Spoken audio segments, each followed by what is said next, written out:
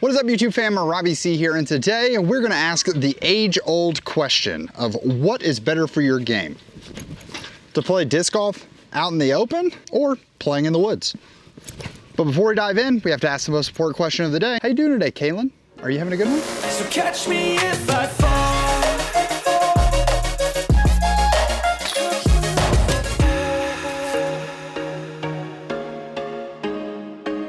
Now, an important distinction that we have to make before we dive too far into the video is that I understand that while there can be a desire for one or the other, depending on where you live and course availability, this just may not be an option for you. So don't worry, if you happen to have sort of more restricted courses or there are less options available to you in your local disc golf area, I've got some ideas at the end of this video that you can also lean into that may be sort of exactly what you need in order to lean into what I think this video offers, because the reality is I think both can be effective for your game, but they come at different sort of strengths that they can add to the game overall. Now, I think one of the best ways to tackle this is pros and cons. Let's start with the pros. When playing out in the open, I think that there are two very major pros, and that is that you get to see the discs fly and you have a lot more options in order to test out and get more shot shaping potential. Some of you are thinking that shot shaping most commonly comes inside of the woods, but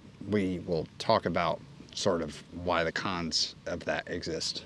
Take hole 2 of Veterans, for instance. The basket sits pretty much behind in line with this tree that's dead in front of us. When you're playing in the woods, it's difficult to come up with a hole that has a variety of shot shaping potentials. One of the first ones that comes to mind for me personally is up in Lynchburg at Timbrook Park. I believe it is hole 5. That has this divided fairway where you can choose to go Anheuser forehand, you can choose to go forehand or out and around for right-handed players. I guess you could really even theory go Anheuser backhand, although in all my time watching people play that course, I've never seen someone take an Anheuser up the left side. And I mean, if you're willing to risk it for the biscuit, you could go right up the gut at that hole specifically. Whereas here, we have some shot shaping options because we can choose to go one way or the other depending on how we want to tackle it. You could grab a dune and go Anheuser backhand. You could grab a quake and go Heiser forehand.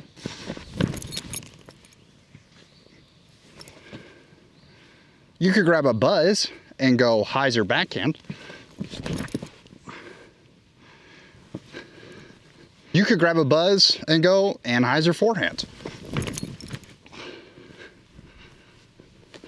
And that's just 4 mid-ranges on the same hole. Now, our quake was the odd man out here, still trying to adjust on how overstable that disc actually is. But as you can see here, with 4 different shots, we end up with 4 different looks at the basket. Because when you're learning the game and you're getting into the game, one of the most important things that you can be doing is seeing the disc fly and learning what the discs do when you throw them. I mean, I demonstrated it right there that I didn't hang this quake wide enough because it's going to be overstable and it's going to crash to the ground, and I didn't start it super wide because I just expected it to be kind of straight. In an open field, I have the opportunity to see what the disc is going to do without really anything impeding its flight. Now, there are pros to playing inside of the woods, and I actually think there are 3 major pros to playing inside the woods, which are first and foremost forcing you to find accuracy in your game. And when we can find accuracy inside of the woods, it actually makes us way better at hitting lines outside of the woods,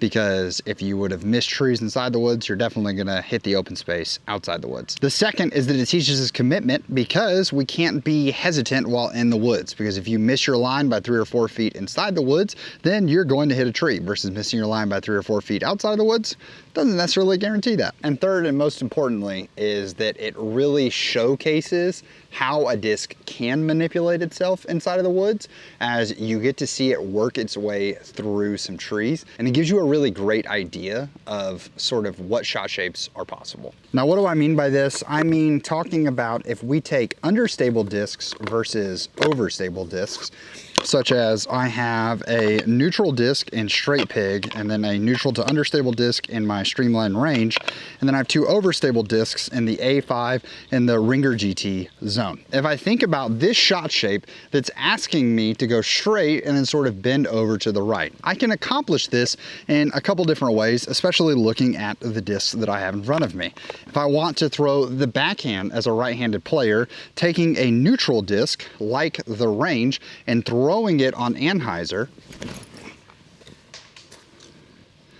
well, could allow me to get exactly what I'm looking for, but that's going to bring up our cons here in just a second. There, I wanted to throw it a little more flat and let the disc turn on its own, but I ended up pulling it a little too much. And so if I were to go something like my A5, that's a little more overstable, meaning that when it's in this flight that I'm throwing it on, eventually it's going to want to crash out and go back to the left. So I'm going to have to encourage it by putting it even more on Anheuser and pulling it, honestly, very similar to how I threw the range. Just by selecting a different disc, I can see that I can get a different shot because it doesn't just lean into that Anheuser that I accidentally put it on and move it that direction.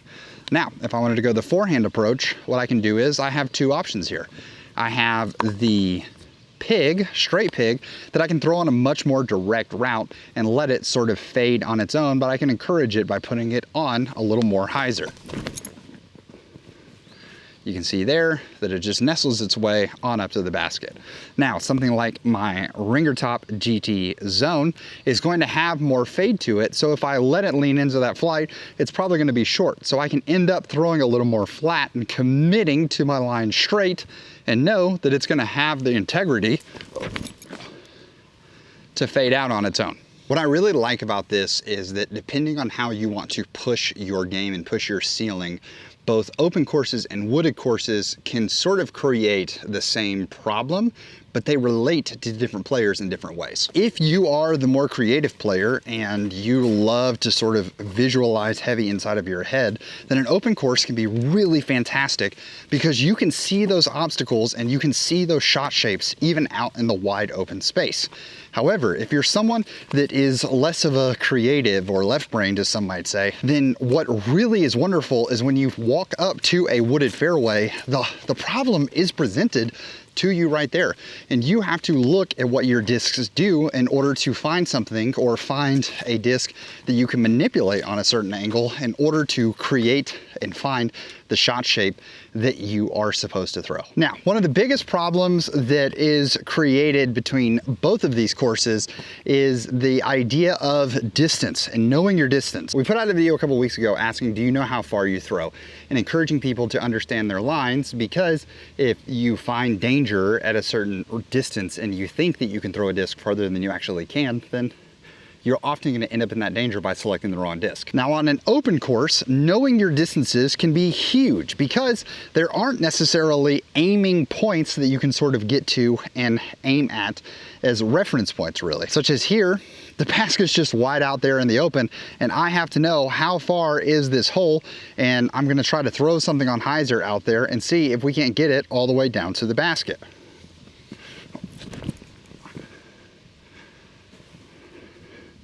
I liked our distance control, maybe just a hair too wide. When I'm out in the open, knowing where my break points are and how far I can throw can be helpful, but at the end of the day, a hole like that, as long as I don't throw it 700 feet short, I probably have the opportunity to get up and down for a par. Whereas here in the woods, looking at this hole, understanding my distances and how far I throw the disc is gonna allow me to understand the break points, because there are reference points of the trees, but hitting a tree can drastically derail me from what I'm trying to do. So I want to make sure that I'm throwing my discs in a way that causes them to have a certain shot shape at certain distances. For instance, there, I didn't put enough turn on it, and so it didn't break at the time I wanted it to. So trying to correct with the range, I'm trying to go inside, but I still didn't pull the disc inside enough and hit the one tree that I was trying to avoid. One of the biggest cons to playing in the woods is, as Nate Sexton famously asked, why are trees? When you're playing disc golf in the woods, hitting a tree can derail a great flight, and also hitting a tree just slightly or being slightly off of your line can send you into a whirlwind of pain, whereas if you would have missed the line by 3 to 4 feet, then you probably miss a certain tree and end up with a possibly really great shot. So for several people, playing in the woods can feel like it leads to a lot of lucky golf. My counter to that, if you're good and just hit your lines anyways, 9 times out of 10, it's probably gonna reward you with good results. The second is that it is very difficult to increase your power thresholds while also being a predominantly woods player. Because while you're trying to increase that power distance, you're going to lose accuracy. It's just one of the most common steps that you have to take. And if you lose accuracy in the woods, well, you're gonna hit more trees, which means you're not gonna see the disc fly quite as far.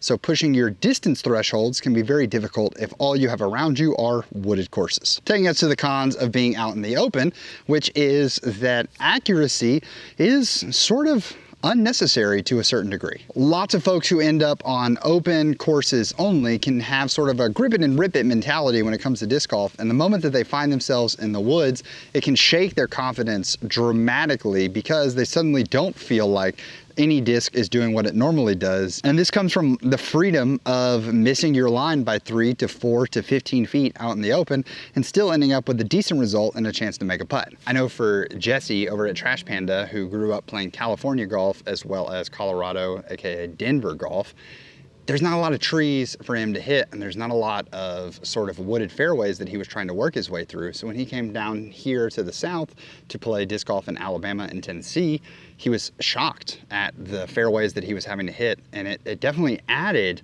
a fun element to it for him, but it was certainly different than the golf he was used to. The second con, I think, could probably be used as a pro for some, but I will say that you are also way more affected by the wind when it comes to learning how discs fly.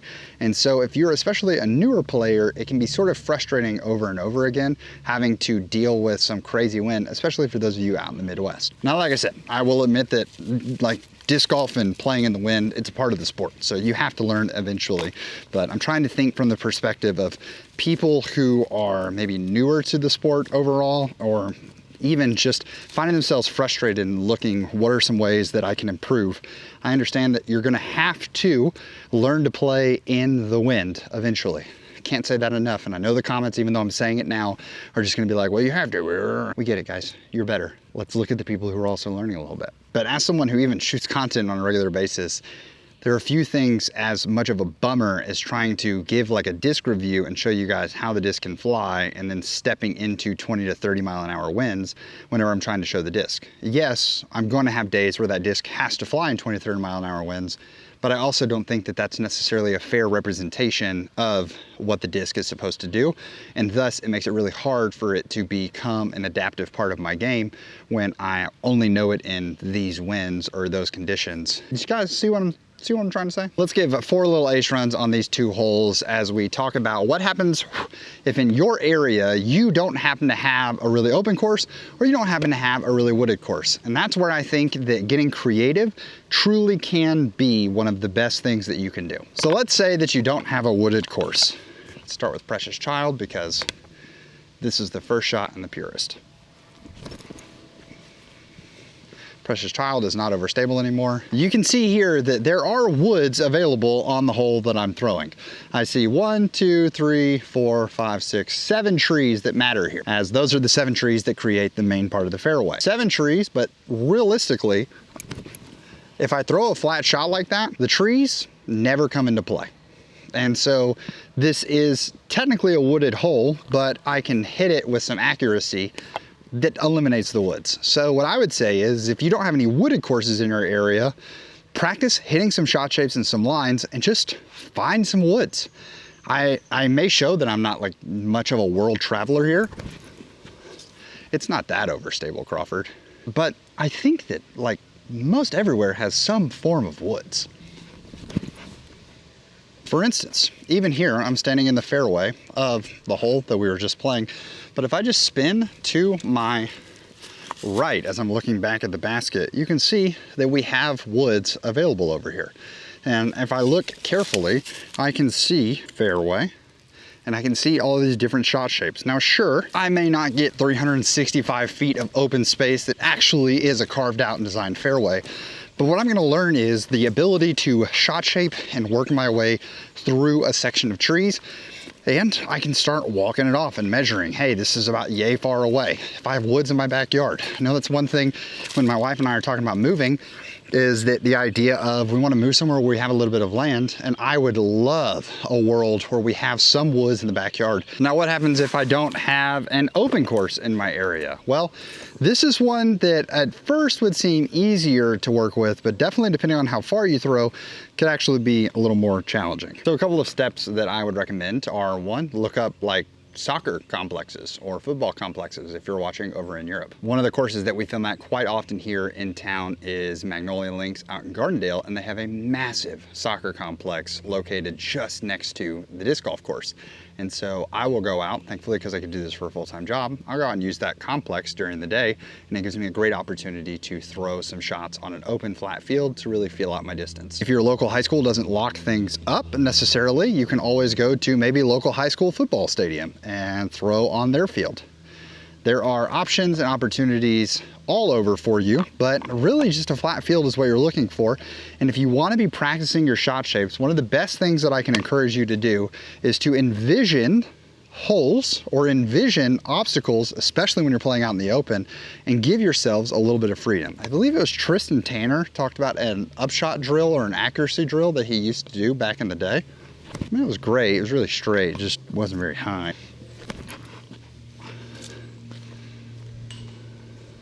Because I feel like we've been all over throwing something in. Just a little low. But in Tristan's accuracy contest, he basically just set up like 6 cones that were about 150 feet, 200 feet away from him. You can adjust the distance.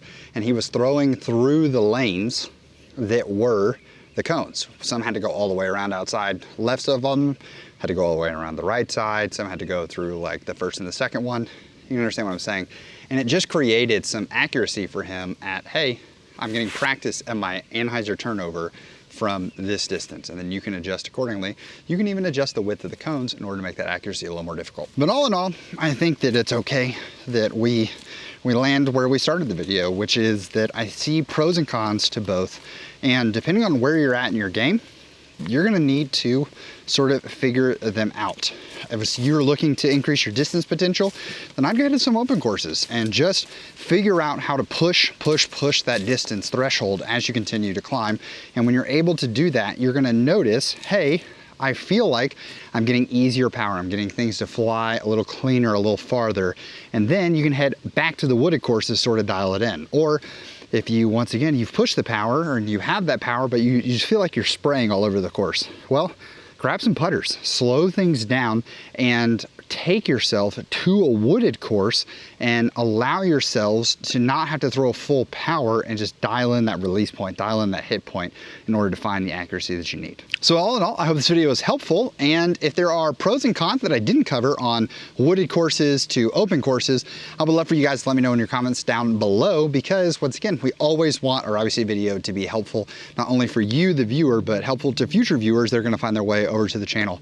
It continues to amaze me as I look at the comments and notifications that come in of like a video that was released a year ago will suddenly get like 10 to 15 comments in a 2-week period because YouTube just decides, I do think that it's time we recommend that one again. So trust me guys, your comments are never unappreciated. They do not go overlooked, and not only by me, but other folks as well. I've loved seeing the engagement that we're having across everyone in the comments. So thank you so much for watching. I hope you have an amazing rest of your day. Please make it fantastic for someone else too. But for now, we're gonna leave you with the birdie.